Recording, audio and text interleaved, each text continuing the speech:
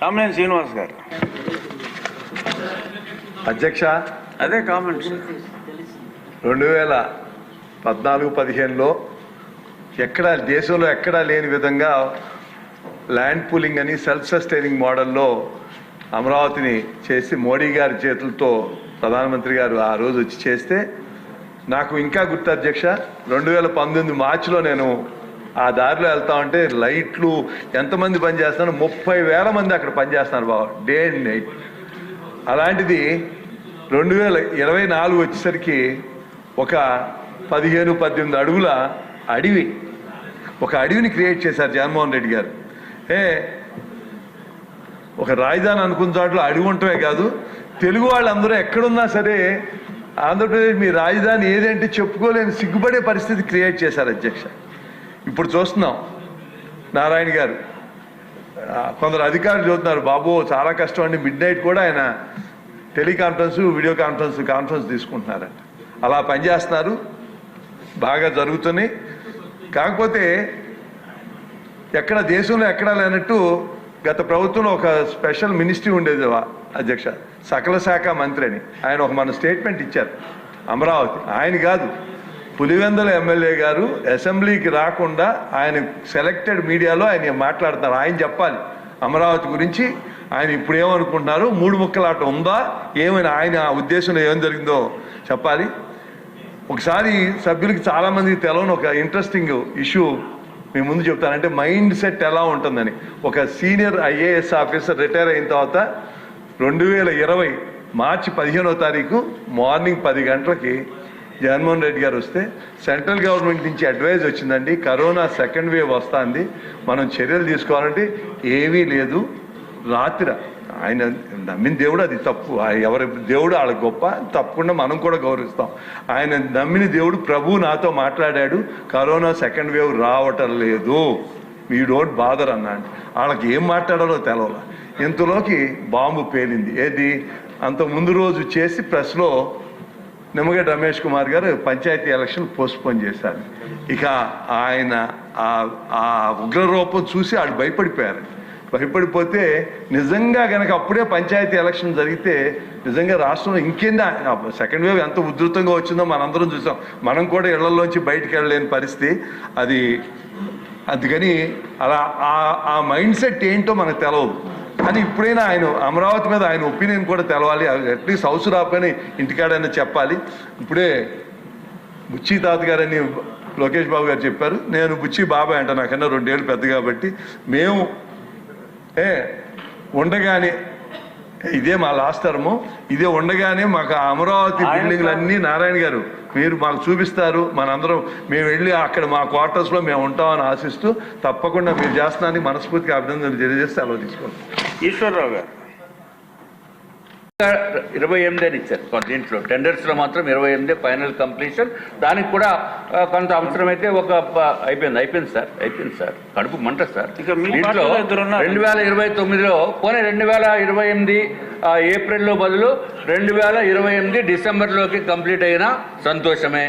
ఎందుకంటే నారాయణ గారి అధ్యక్ష గౌరవ మంత్రివర్యులు 9 నెలలు డెలివరీ టైం అనుకుంటే లేదు 6 నెలల్లో చేసేయాలంటారు.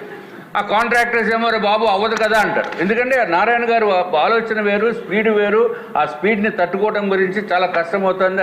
ఆయన విపరీతంగా రోజుకి 18 గంటలు పని చేసేస్తారు, మిగిలిన వాళ్ళు చేయాలంటే అది అవకాశం లేదు. Anyway, I appreciate the initiatives taken by the state government. And at the same time అధ్యక్ష, we have to do justice for everyone in equal manner.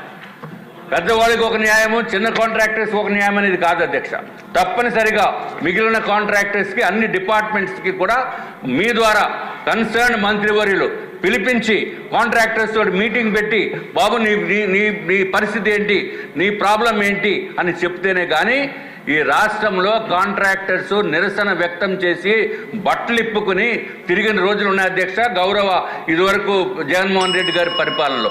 కాబట్టి ఈ ప్రభుత్వం వచ్చింది కాబట్టి, నూతనంగా మనకి మళ్ళీ క్యాపిటల్ వస్తుంది కాబట్టి అధ్యక్ష, నిర్మాణాలు బ్రహ్మాండంగా చేయాలి.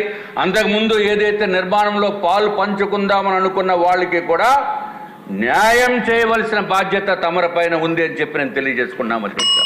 మీ ద్వారా మరి ఒక్కసారి గౌరవ మంత్రివర్యుల్ని కోరుకునేది ఏంటంటే, రాజధాని నిర్మాణంలో భాగంగా కేవలము నవరత్నాలకే కాకుండా మిగిలిన వాళ్ళకి కూడా చిన్న చిన్న పనులన్నీ ఇచ్చి వాళ్ళు కనీసం జీవించటానికి, బతకటానికి, స్కూల్ ఫీజులు కట్టుకోవడానికి, ఈఎంఐలు కట్టుకోవడానికి, ఇంటద్దులు చెల్లించుకోవడానికి కూడా అవకాశం లేనటువంటి దుర్భరమైన పరిస్థితి ఉంటే ఇన్ని కోట్ల రూపాయలు కొంతమందికే ఇవ్వటము, లేకపోతే వాళ్ళ ద్వారా కనీసం సబ్ కాంట్రాక్ట్స్ అని ఇమ్మని ఆదేశాలు ఇవ్వాల్సిందిగా తమరు ద్వారా గౌరవ మంత్రి వర్యులను కోరుకుంటున్నాం అధ్యక్ష. ఇప్పుడు మీకు ఎక్కువ సమయం ఇచ్చినట్టే అక్కడ కామినేని శ్రీనివాస్ గారు.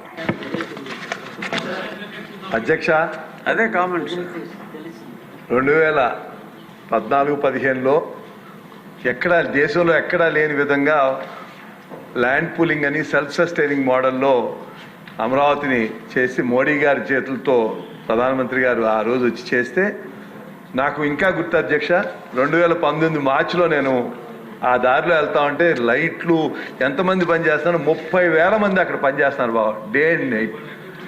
అలాంటిది 2024 వచ్చేసరికి ఒక 17-18 అడుగుల అడవి, ఒక అడవిని క్రియేట్ చేశారు జగన్మోహన్ రెడ్డి గారు. ఒక రాజధాని అనుకున్న చోట్ల అడవి ఉండటమే కాదు, తెలుగు వాళ్ళందరూ ఎక్కడున్నా సరే ఆంధ్రప్రదేశ్ మీ రాజధాని ఏదంటే చెప్పుకోలేని సిగ్గుపడే పరిస్థితి క్రియేట్ చేశారు అధ్యక్ష. ఇప్పుడు చూస్తున్నాం నారాయణ గారు, కొందరు అధికారులు చూస్తున్నారు, బాబు చాలా కష్టం అండి, మిడ్ నైట్ కూడా ఆయన టెలికాన్ఫరెన్స్, వీడియో కాన్ఫరెన్స్ తీసుకుంటున్నారంట. అలా పనిచేస్తున్నారు, బాగా జరుగుతున్నాయి.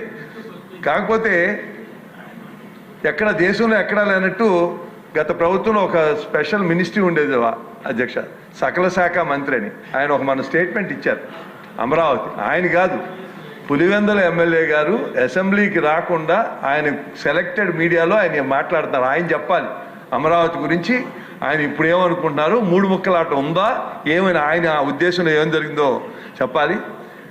ఒకసారి సభ్యులకి చాలామందికి తెలవని ఒక ఇంట్రెస్టింగ్ ఇష్యూ మీ ముందు చెప్తానంటే మైండ్ సెట్ ఎలా ఉంటుందని. ఒక సీనియర్ ఐఏఎస్ ఆఫీసర్ రిటైర్ అయిన తర్వాత 2020 మార్చి 15వ తారీఖు మార్నింగ్ 10 గంటలకి జగన్మోహన్ రెడ్డి గారు వస్తే సెంట్రల్ గవర్నమెంట్ నుంచి అడ్వైజ్ వచ్చిందండి, కరోనా సెకండ్ వేవ్ వస్తుంది, మనం చర్యలు తీసుకోవాలంటే ఏమీ లేదు. రాత్రి ఆయన నమ్మిన దేవుడు, అది తప్పు, ఎవరి దేవుడు వాళ్ళ గొప్ప, తప్పకుండా మనం కూడా గౌరవిస్తాం.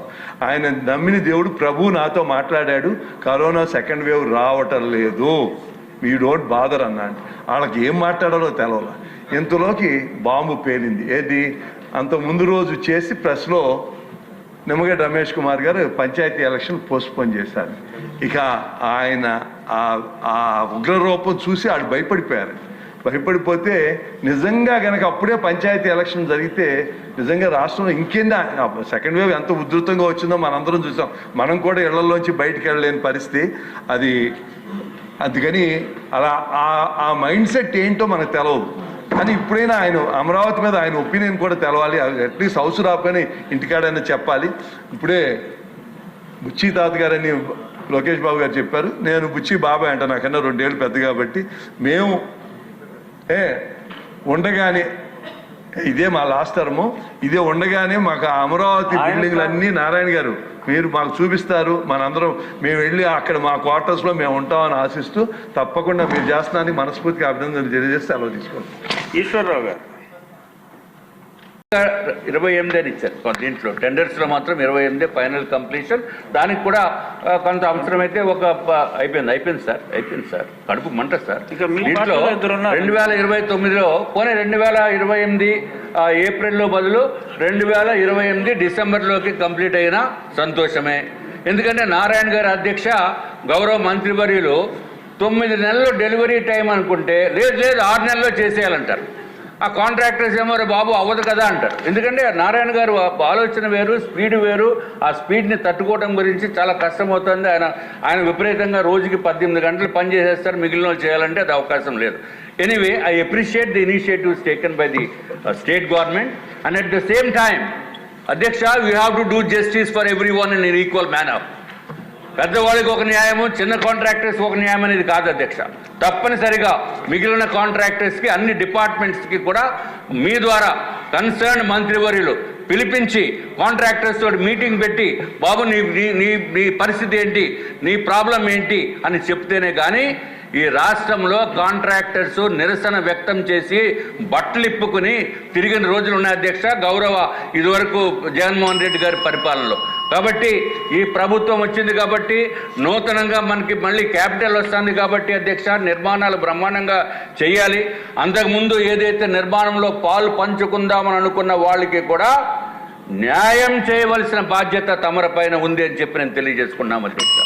మీ ద్వారా మరి ఒక్కసారి గౌరవ మంత్రివర్యుల్ని కోరుకునేది ఏంటంటే, రాజధాని నిర్మాణంలో భాగంగా కేవలము నవరత్నాలకే కాకుండా మిగిలిన వాళ్ళకి కూడా చిన్న చిన్న పనులన్నీ ఇచ్చి వాళ్ళు కనీసం జీవించటానికి, బతకటానికి, స్కూల్ ఫీజులు కట్టుకోవడానికి, ఈఎంఐలు కట్టుకోవడానికి, ఇంటెద్దులు చెల్లించుకోవడానికి కూడా అవకాశం లేనటువంటి దుర్భరమైన పరిస్థితి ఉంటే ఇన్ని కోట్ల రూపాయలు కొంతమందికే ఇవ్వటము, లేకపోతే వాళ్ళ ద్వారా కనీసం సబ్ కాంట్రాక్ట్స్ అని ఇమ్మని ఆదేశాలు ఇవ్వాల్సిందిగా తమరు ద్వారా గౌరవ మంత్రి వర్యులను కోరుకుంటున్నాం అధ్యక్ష. ఇప్పుడు మీకు ఎక్కువ సమయం ఇచ్చినట్టే అక్కడ కొన్ని ఎక్కువ ఇచ్చారు.